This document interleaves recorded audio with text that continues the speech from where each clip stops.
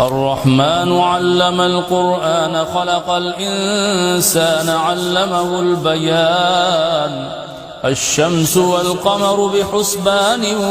والنجم والشجر يسجدان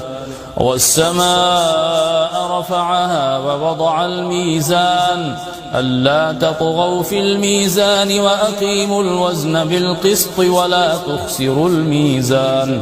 والأرض وضعها للأنام فيها فاكهة والنخل ذات الأكمام والحب ذو العصف والريحان فبأي آلاء ربكما تكذبان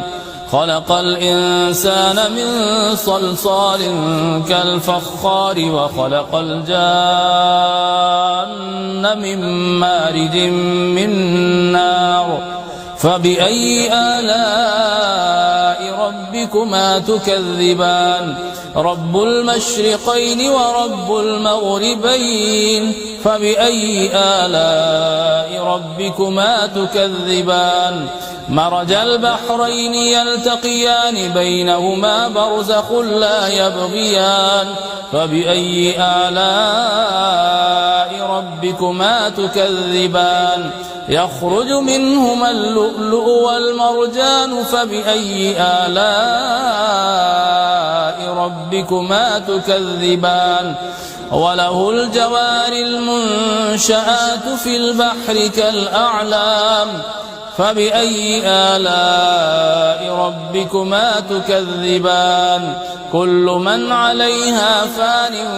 ويبقي وجه ربك ذو الجلال والإكرام فبأي آلاء ربكما تكذبان يسأله من في السماوات والأرض كل يوم هو في شأن فبأي آلاء